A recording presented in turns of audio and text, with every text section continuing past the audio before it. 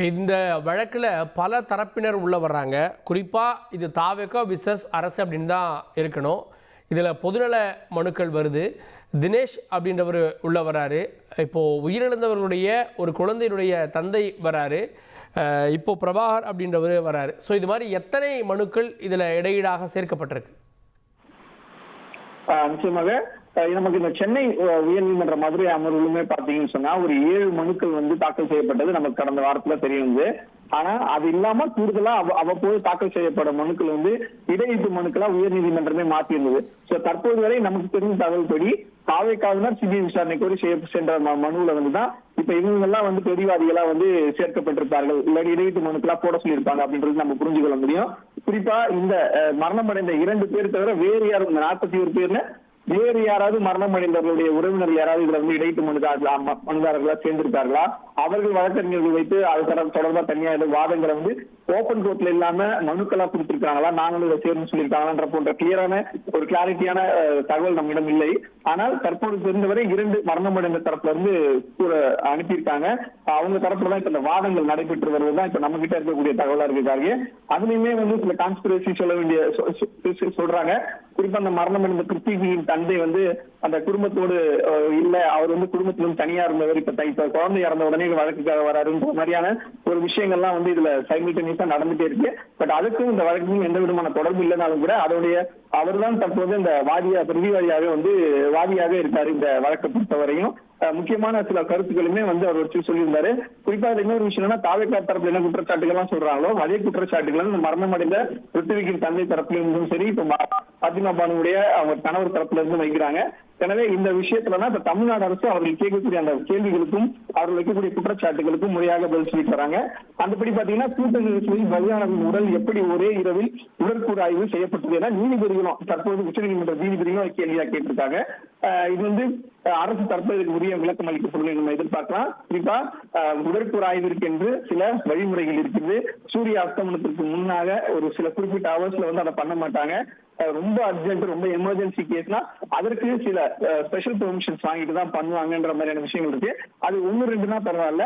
But ஆனா இங்க ஒரு 41 பேருக்கு உடனடியாக அது நடந்திருக்கு அப்படிங்கும் போது அதை உச்ச நீதிமன்றமே கேள்வி எழுப்பிருக்கு.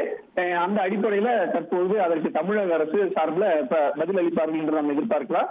அதுவுமே ஒரு மிக முக்கியமான ஒரு குற்றச்சாட்டா பாத்திமா பானு தரப்புல வச்சிருக்காங்க. ஒரே இரவுல 41 பேருடைய உடற்கூறு ஆய்வு செய்து உடற்கூறு ஆய்வுக்கான உடல்கள் திரும்ப அவங்க உறவினர்கள் ஒப்படைக்கப்பட்டது எப்படி அது முறையா நடைபெற்று இருக்குமா, அதற்கான சரியான ஆதாரமாக அது கன்வெர்ட் ஆகுமா, அது போஸ்ட்மார்ட்டம் ரிப்போர்ட் ஒரு குரூஷியலான எவிடன்ஸ் கிரிமினல் ஜஸ்டிஸ் ஆக்ட்ல.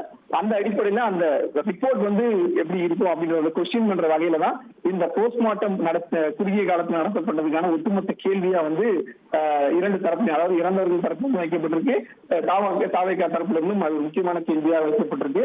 அந்த அடிப்படையில நீதிபதிகளும் அதை இன்சிஸ்ட் பண்ணி கேட்கிறாங்க, எப்படி நீங்க பண்ணீங்க, இதற்கு முறையா பதில் அப்படின்ற மாதிரி கேட்டிருக்காங்க.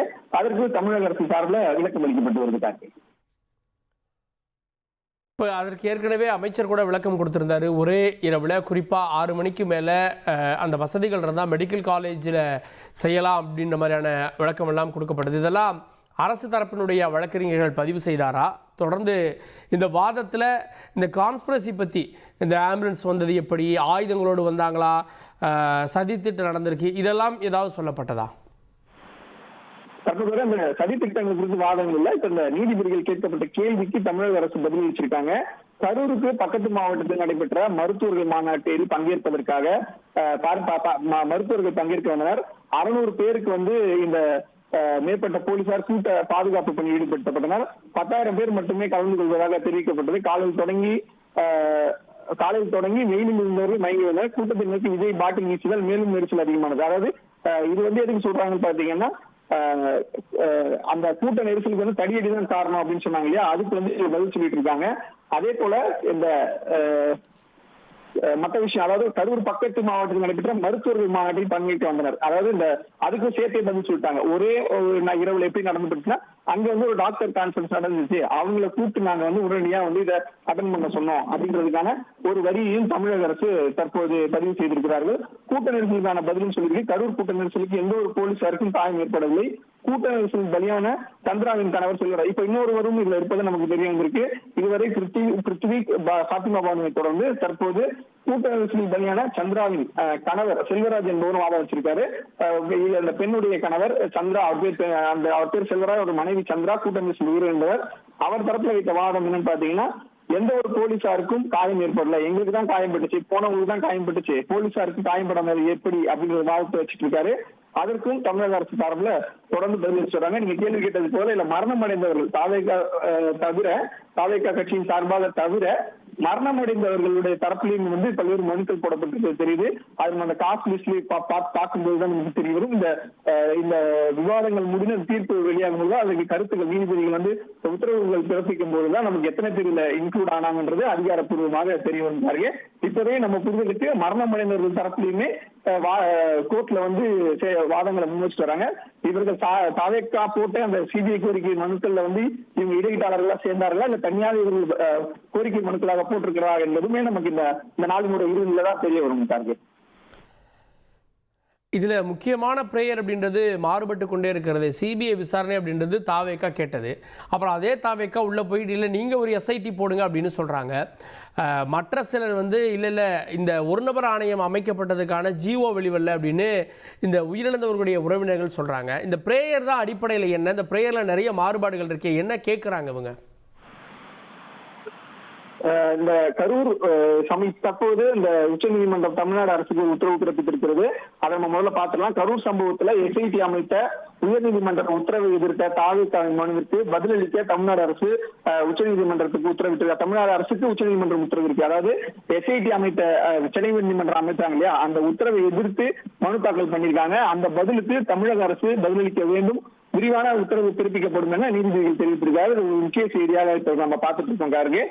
தமிழ்நாடு அரசுக்கு உச்சநீதிமன்றம் உத்தரவிட்டிருக்கிறது. தாவேகா சார்பில் உச்சநீதிமன்றத்தில் தாக்கல் செய்யப்பட்ட அந்த சிறப்பு புலனாய்வு குழுவுக்கு எதிரான மனுவை தொடர்பான அந்த விசாரணையில தமிழக அரசு உடனடியாக பதிலளிக்க வேண்டும் என்பதுதான் தற்போது உச்சநீதிமன்றம் பிறப்பித்த உத்தரவாக இருக்கிறார்கள். அப்படின்னா இந்த உத்தரவு வந்திருக்கு அப்படின்னா இந்த வழக்கு பிறிதொரு நாளில் விசாரிக்கப்படும். தமிழக அரசு ஒரு மனுவை தாக்கல் பண்ணி அதன் அடிப்படையில் வழக்கு இன்னொரு நாளைக்கு விசாரிக்கப்படும், அப்படிதான பொருள்? இப்போதைக்கு அவங்க சொல்லியிருக்கிறது இந்த மனு மீதான சொல்றாங்க, விரிவான உத்தரவு பிறப்பிக்கப்படும் என மட்டும் சொல்லியிருக்காங்க. தேதி நேரம் குறிப்பிடப்படவில்லை. அது வந்து பதிலளிக்கிறதுக்கு கால அவகாசம் கண்டிப்பா தமிழக அரசு சார்பில் கேட்கப்படும். அந்த அடிப்படையில இன்னொரு நாள் வந்து அதற்கான விஷயங்கள் இருக்கலாம். பட் ஆனா இன்னைக்கு முக்கியமான வேறு சில உத்தரவுகளும் வந்து வரலாம் என்பதுதான் கணக்கா இருக்கு. ஏன்னா பல்வேறு தரப்பு நீங்க சொன்ன மாதிரி இந்த இதுல பிரேயர் தான் என்ன, சிபிஐ கேட்கறாங்க அப்புறமேட்டு எஸ்ஐடி போறாங்கன்ற மாதிரி நீங்க கேட்டீங்க இல்லையா. சிபிஐ கேட்ட அந்த வழக்குல தான் தாவேகா தரப்புல சிபிஐ கேட்கறாங்க, அப்புறம் வந்து எஸ்ஐடி மாத்துறாங்க. இதுல வந்து இடையில வந்து அந்த மரணம் அடைந்த உறவினர்கள், உயிரிழந்தவர்களுடைய உறவினர்கள் இந்த ஒட்டுமொத்த சம்பவத்தில் இருக்கக்கூடிய குளறுபடிகள், அவர்கள் எதெல்லாம் குளறுபடியா பாக்குறாங்களோ, எதெல்லாம் பிரச்சனையா பாக்குறாங்களோ அதை எல்லாத்தையுமே சுட்டிக்காட்டி தங்களுடைய மனுவை வந்து வலுப்படுத்திட்டு வராங்க. இந்த மனுவுக்கு அது வலு சேர்க்கும் விதமாக தான் இருக்கும். தாவேக்காவுடைய மனுவுக்கு அது வலு சேர்க்கும் விதமாக தான் இருக்கும். ஏன்னா நம்ம ஏற்கனவே பதிவு செய்தது போல தாவேக்காவினர் கோரிய அந்த பல்வேறு சுட்டிக்காட்டிய பல்வேறு பிரச்சனைகள், குளறுபடிகள், அவர்கள் ஒழுங்கா ஹேண்டில் பண்ணாத விஷயத்துல இருக்கக்கூடிய தனித்தனியான விஷயங்கள், அந்த ஜிஓ விசாரணை ஆணையம் வரதுக்கு முன்னாடி ஆணையம் தொடங்கப்பட்டது, தடியடி, ஆம்புலன்ஸ்ல முன்னாள் அமைச்சர் செந்தில் பாலாஜியை தொடர்பு கொடுத்தது போன்ற விஷயங்கள் எல்லாமே வந்து இதுல வந்து அப்படிதான் நம்ம பார்க்க வேண்டியிருக்கிறது. தற்போது இந்த இதுலதான் தாவேகா எஸ்ஐடி குழுவிற்கு எதிர்த்து மனு தாக்கல் செய்திருக்காங்க. அந்த மனு மீது பதிலளிக்க உடனடியாக தமிழக அரசு வந்து உத்தரவிட்டிருக்கு. இதுல வந்து சென்னை உயர்நீதிமன்றத்தோட அந்த கன்சிடரேஷன் எப்படி எடுத்திருக்காங்கன்றது நீதிபதிகள் வந்து ஓபன் கோர்ட்ல சொல்ல சென்னை உயர்நீதிமன்றம் உத்தரவு பிறப்பித்திருக்காங்க. எஸ்ஐடி ஆரம்பிச்சு விசாரணை நடந்துட்டு இருக்கு. அந்த எஸ்ஐடியோட நிலைமை என்ன, கண்டினியூ அது வரைக்கும் எனக்கு தெரிஞ்ச அந்த விசாரணை என்பது நடைபெறும். ஆனால் இந்த விசாரணை ஆணையம் அமைச்சது தொடர்பாக உடனடியாக தமிழக அரசு பதிலளிக்க உத்தரவிட்டிருக்காங்க. அந்த அடிப்படையில் நாம் அதை பொறுத்திருந்து தான் பார்க்க வேண்டியிருக்கும் கார்த்திக்.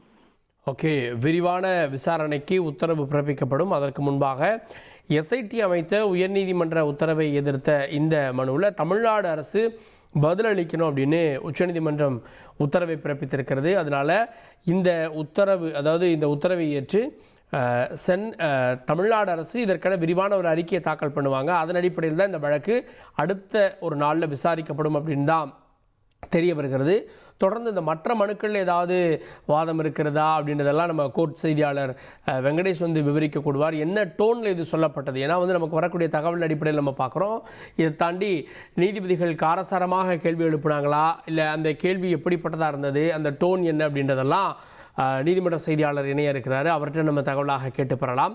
இன்றைக்கே இதில் ஏதாவது உத்தரவுகள் பிறப்பிக்கப்படும் அப்படின்னு எதிர்பார்க்கப்பட்ட சூழலில் இதில் நீதிமன்றம் சொல்லியிருக்கக்கூடியது மிக முக்கியமான ஒன்று.